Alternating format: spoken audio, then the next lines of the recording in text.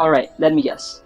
You've got there a Windows 10, 7, or 8, and you just installed a new storage, let's say for example HDD. And the problem is that it's not showing in the storage folders where you can access the storage that you have to transfer some data or store some files. Now, don't panic if it's not showing there. That's completely normal because you just installed the HDD, probably for example HDD or SSD, and that happens because it's not yet activated. Now what I'm going to show in this video is how to activate newly installed storage so you can be able to use it. Now it's pretty easy, just follow the steps. Here we go. Alright, here we go. So I am using Windows 10, and it doesn't matter if some of you guys are using Windows 7 or Windows 8, that's completely fine because the process are all the same. So I have two storage available and it's showing here, but the newly installed one isn't here yet. Now getting straight to our solution to that issue, go to start menu, or you can just click the Windows key on your keyboard and then type partition.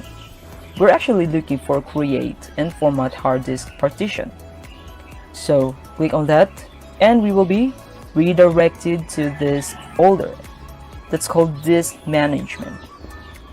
So from here you can see some of your storage that's already been activated, so you'll be able to differentiate the one that's activated versus the one that's non-activated, because activated storage are labeled blue and it has some description on the bar itself, while the opposite of the non-activated storage, it says unallocated and it doesn't have any description to the bar itself, and the label is black. So this is the one that we are going to activate. All you need to do is to left click that data and right click, then just click the new simple volume. Now there's a pop-up window, just hit next and make sure that this space is the same with the simple volume size right here. So just click next and then it'll allow you to select what you prefer, assign a letter to this volume. So I'm just gonna choose E and then go to next, leave it as default, and then from here you can change the volume name.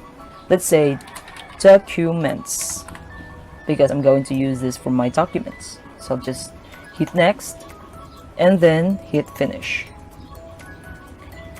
Alright, so for some of you guys it'll take some time, and just wait a little and be patient. And now it's already been activated.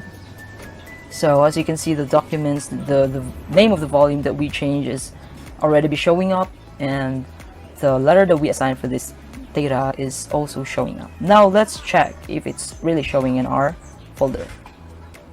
So alright, so from here, as you can see, it's already showing up. We've named it documents and we've assigned a letter, which is letter E. So since it's already here, that means that the activation of your newly installed storage is successful. So let's wrap up here for now and see you on the next video.